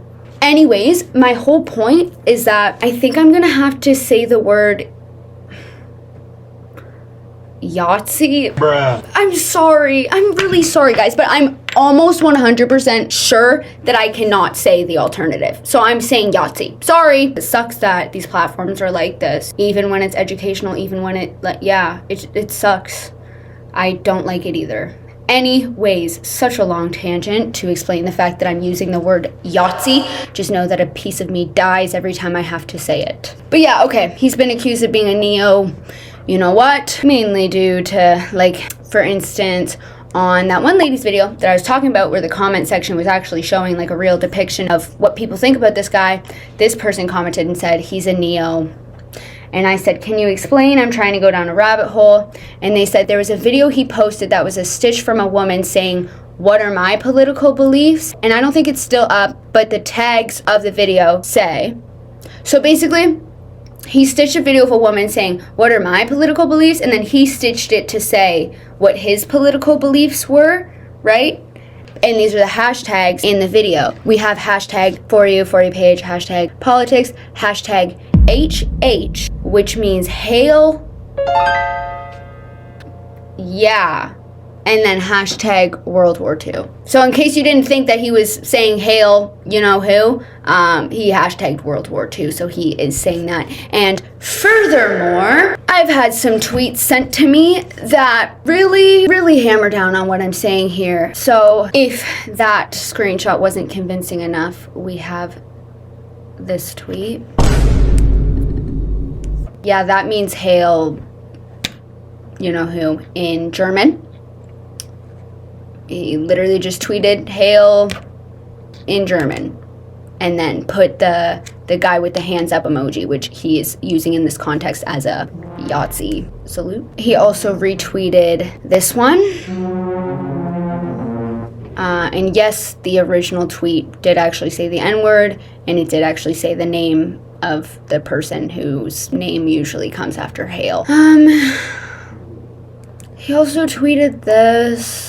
They need to have this as an option at the gun range. And it's a caricature of a Jewish person. Somebody responded and said, who is that? And he said, a Jew. I also have this one. I don't know the context, but he said, should I start acting up on here? Someone responded, whatever. There's a whole thread. And in this thread, he also said, of course, who isn't? It's 2025. If you haven't realized the good guys lost and we were lied to, you're completely brainwashed, to be honest. HH. And then salute emoji. And then he has this tweet. There's so many. Like, look what happened in Berlin, Germany in 1919 with the first transgender clinics from a Jewish doctor. And then look who tried to stop it. And look what's happening today in our society and who they claim the bad guys were. Odd, isn't it?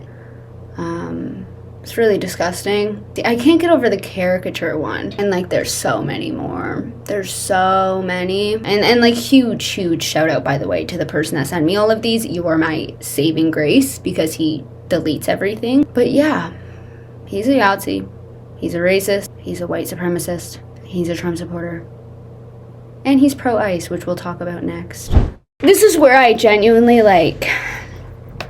I've been holding back from getting actually genuinely really upset. He has posted not one, not two, but 6 videos about Renee Good. One of the videos in which he reacts to the footage that I will say, the footage that he reacts to is footage that I have not seen.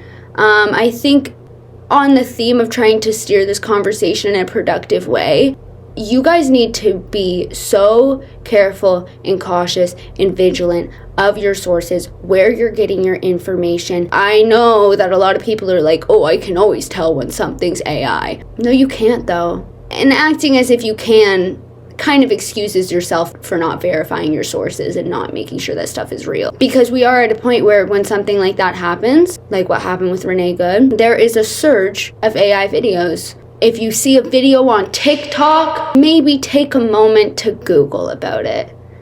And not only Google about it, but well, Google's AI now too. Find some reputable news sources. When it comes to journals, make sure they're peer reviewed. I'm not going to say any names of the news sources that I personally use, just because I would really beat myself up if I accidentally gave you guys one that wasn't good, but just know that there are absolutely big good ones that are known to be reputable, and get your information from there. Especially when it comes to videos, get your information from there. I'm so serious. Don't believe anything that you see online. You know those videos of the exploding trees, how it was it's winter time and the trees are exploding? Those are all AI. Those are all AI. I felt so fucking conned when I found that out. Sorry, I'm going on a whole tangent about AI, but what I was going to say is that he posted 6 videos about Renee Good, one of which where he reacts to the footage, and this is a video of footage that I'll just say I haven't seen yet, and then talking about why what the ICE agent did was justified. I'm going to show a couple of these videos, not the one of him reacting to his footage, but I'll show a couple of them. A few of these videos that he posted were just him posting his own tweets to TikTok with an audio behind them. But now his Twitter doesn't even have these tweets left up on them. So it's weird because it's why did you delete these tweets but you full on posted a TikTok about it and the TikTok is still up? Do you agree with what you said or do you not? I don't know. But all I know is that he posted this tweet of him saying, if Renee Good had been killed by an illegal immigrant, it wouldn't have even made the news and no one would care. Tell me I'm wrong.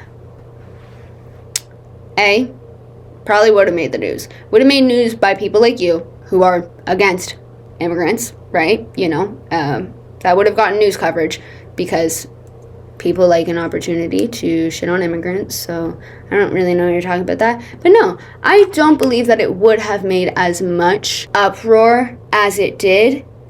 There's kind of the most simple explanation for that fucking ever for someone that claims to have such a high IQ, and that's because she was killed by an ICE agent, a federal government employee, and they're not supposed to do that.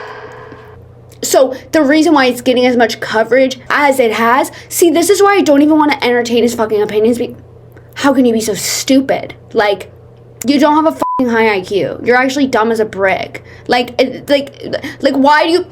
do you think it got as much coverage as it is? Maybe because it's a fucking ICE agent that's supposed to not do that to any degree. The job of an ICE agent is to remove undocumented immigrants. That's primarily the reason why they've been on the street, stuff like that. I don't agree with that, but that is what they're supposed to do.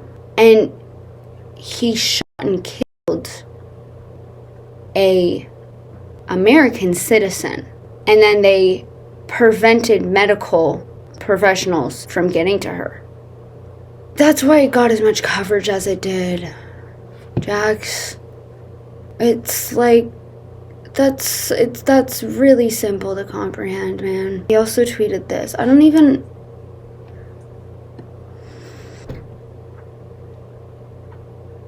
Imagine having a 6-year-old child at home whose dad died in 2023 and going to play superhero to fight law enforcement in defense of random Somalis. That's not what happened, Jax, and you know that. And regardless, what they did was unlawful and not okay. You know that you're not supposed to shoot protesters either. Don't know if you know that. But the last one I'm going to show is this one. It shows a tweet of him saying, Renee Nicole Good's wife hyping her up to... That's not what fucking happened. It shows a tweet on screen saying Renee Nicole Good's wife hyping her up to run over a federal officer. And this is what he put that tweet over.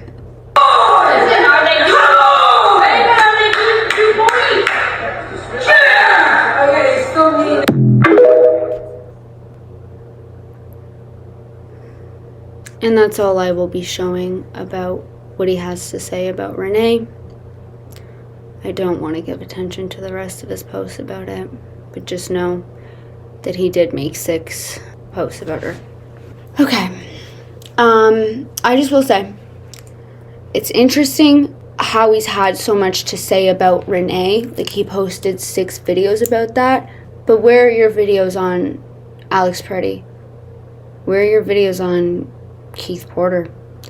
Where's your coverage of the videos of the fucking screams from women and children held at detention centers? What's your take on the fact that ICE has blatantly been going against the First Amendment and using military-grade weapons such as LRAD, long-range acoustic device, against peaceful protesters, yet you're just happy to make 6 posts about Renee Good? F*** you. Like, so disgusting.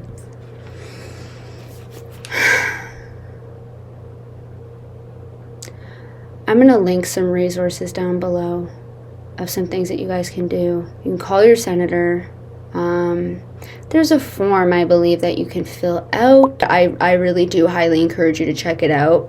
I know it doesn't feel as if anybody can do much, but doing something will always be better than doing nothing at the end of the day.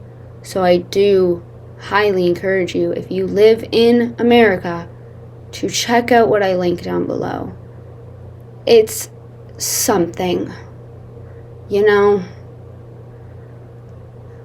I know a lot of us probably feel pretty fucking hopeless because we're really just dust mites when it comes to, like, the government.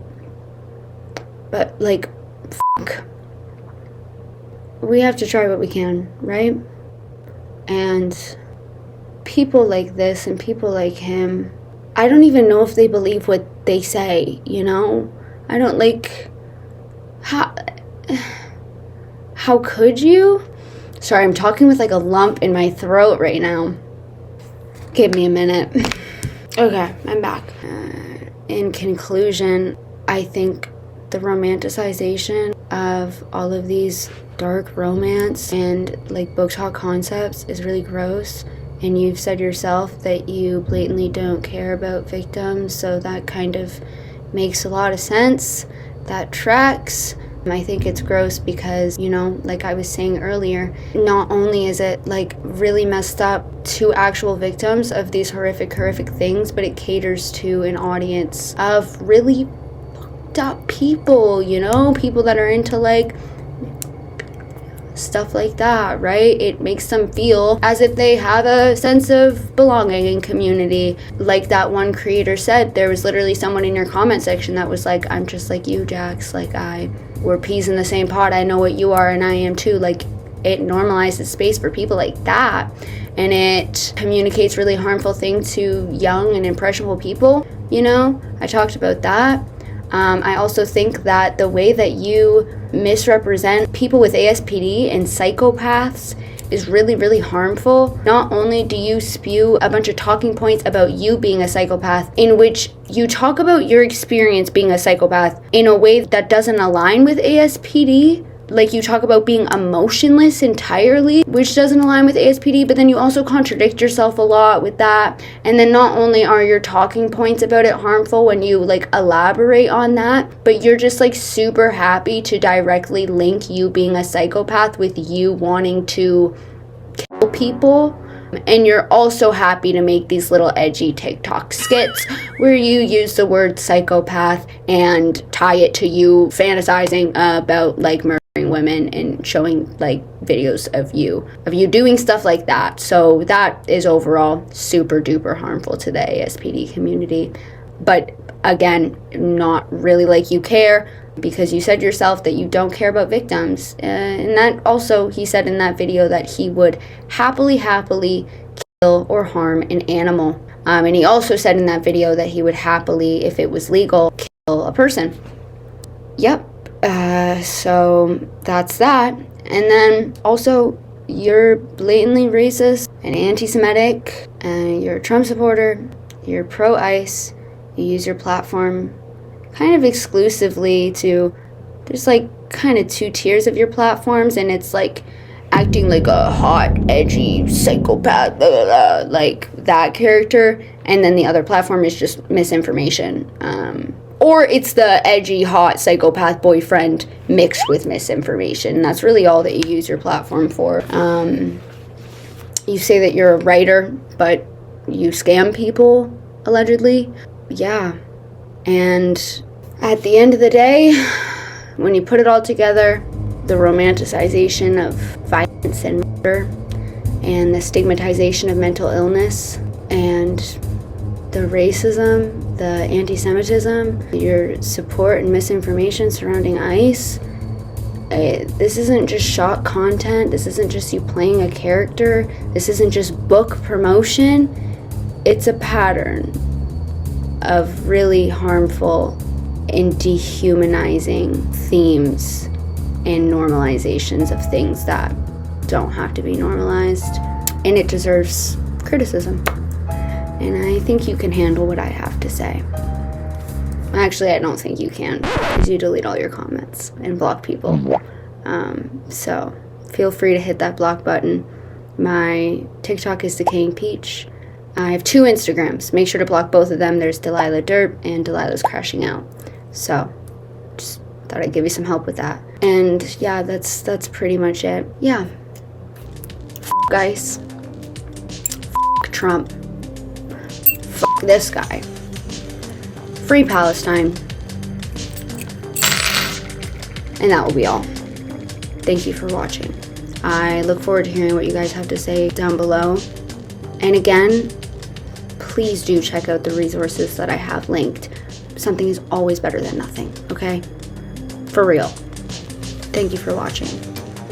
And I'll see you when I see ya. Alrighty. Bye.